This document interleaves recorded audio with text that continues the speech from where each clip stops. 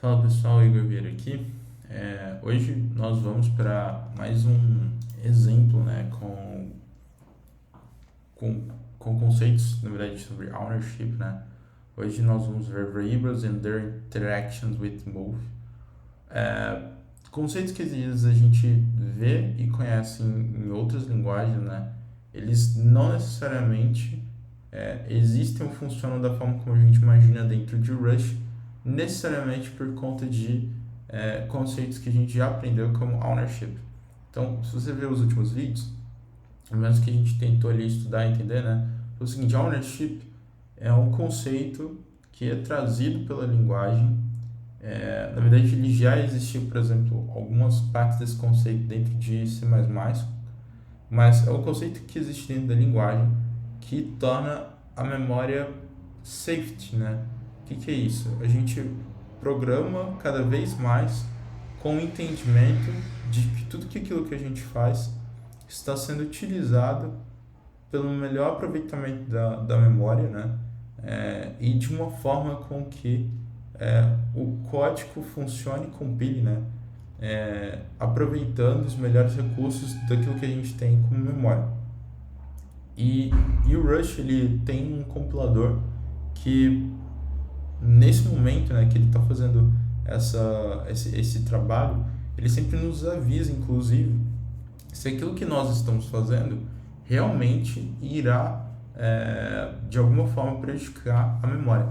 Então ele tem uma série de regras, né, de formas de interação com, por exemplo, declarações de variáveis ou uso, né, específico de certos conceitos que a gente conhece na lógica de programação como um todo, mas não necessariamente funciona aqui porque a gente não tem um garbage collector, não tem como fazer uma referência, né, dentro da memória sem necessariamente ter presente esses conceitos.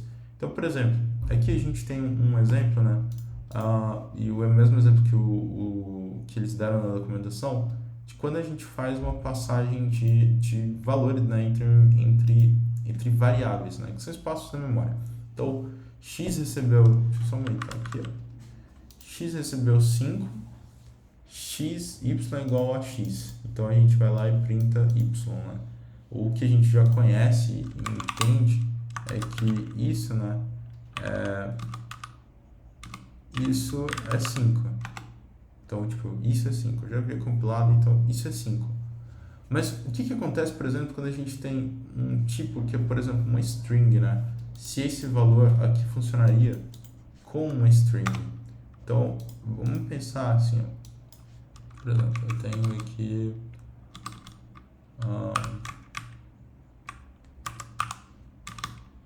pode ser XY também. String hello.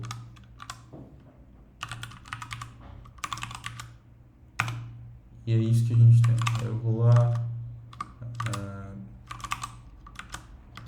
let's see, ownership, example, okay. Ele compilou, então ponto barra main. Ele retorna pra gente reload, né? Ele consegue fazer isso. Mas, por quê? Porque ele fez uma certa alocação ali do valor, do estado em si da memória. Mas o que acontece é o seguinte, por exemplo, se a gente tenta, né, fazer essa mesma forma de alocação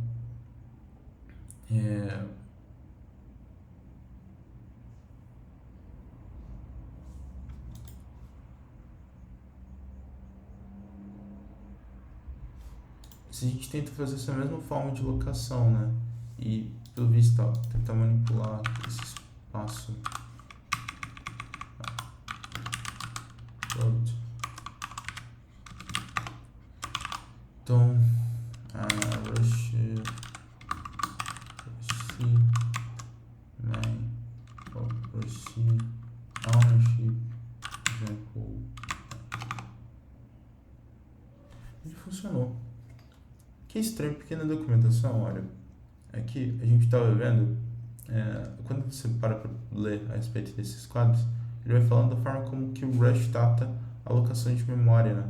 E que uma das formas que você não deveria estar fazendo é necessariamente assim, mas você fazendo um clone do valor existente para ela e passando para um próximo valor na memória.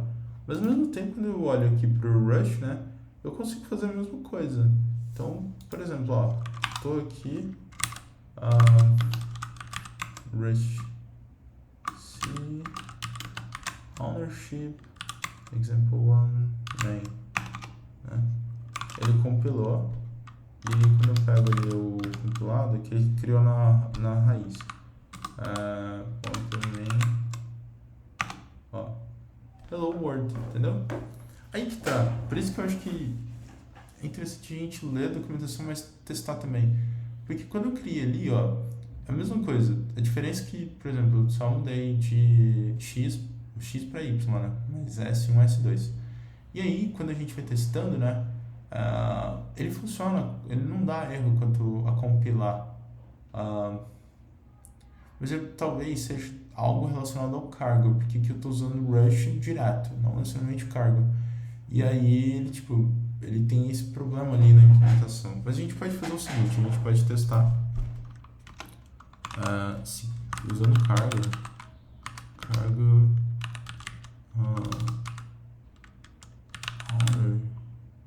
eu vou só remover o ownership. Ok.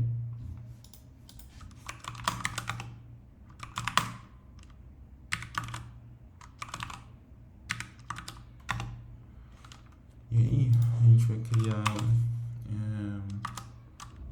cargo new ownership.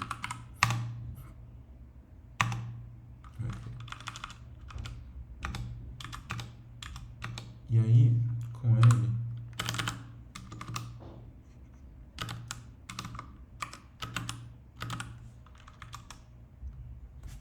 a gente vai fazer o seguinte, nós vamos criar o mesmo exemplo. Então, let x igual a string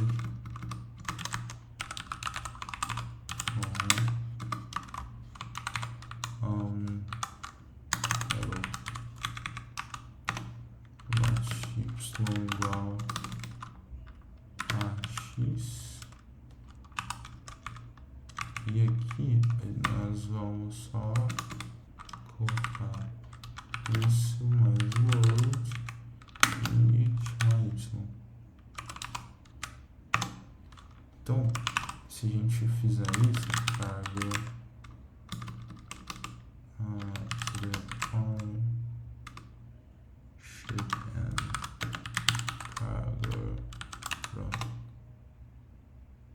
funcionou. Que loucura! Então, putz, velho, é porque assim, ó, na documentação, quando ela fala o seguinte, pra gente não fazer isso, por exemplo, com string, porque lá embaixo ele até dá uma solução que é melhor. Ele fala assim, ó, you don't want to deeply copy the heap data of the string, no just the stack data. We can use a common method called clone. We discussed method syntax in chapter 5, but because the method is a common feature in many programming languages, you probably have seen it before. Here's an example of the clone method action.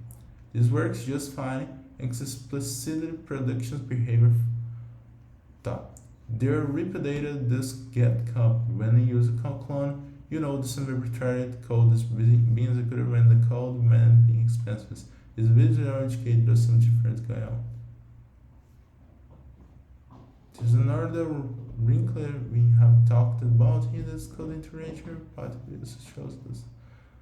But this code, since the contract data you just learned, we don't have to clone, but I still valid and is not moving. So the reason is the type such a integer and does having no decide the compile time determine internally the stacks of copies and the action values are quicker to make. That means there is no reason we want to prevent X from being valid or create a variable with Y. In other words, there is no difference between deep and the shell copying here. So call clone would not do anything different from the usual shallow copying and that can leave it out.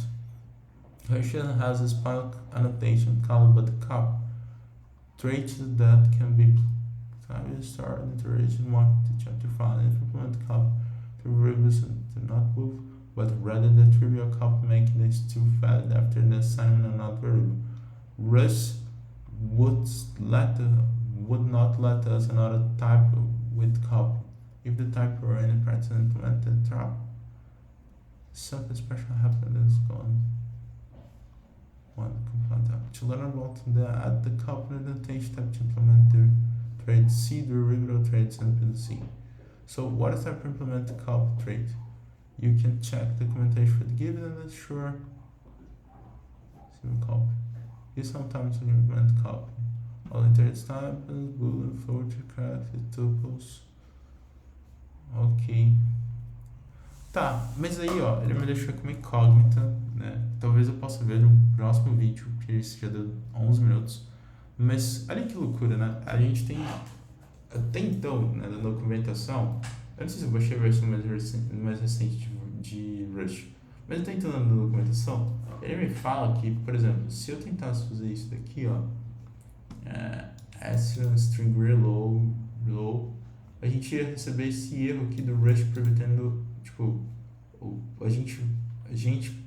Rush, o compilador, né, do Rush, nos dando um erro sobre a prevenção, né, de uma referência inválida.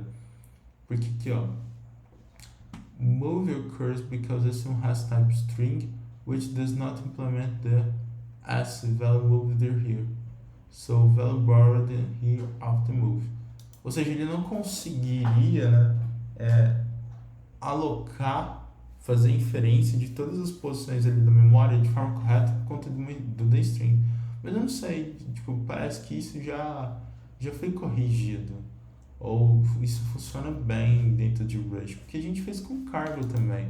Então, fez com Rush e com cargo. Então, o que a gente fez ali estava sendo válido.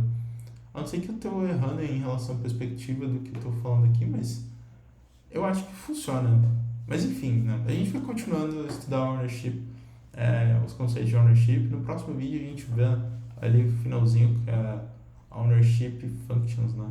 Acho que só falta ele e scope. A gente fez sobre function, depois parte para scope, tá bom? Grande abraço, até o próximo vídeo. Deixa nos comentários aí, a gente vai conversando. Valeu!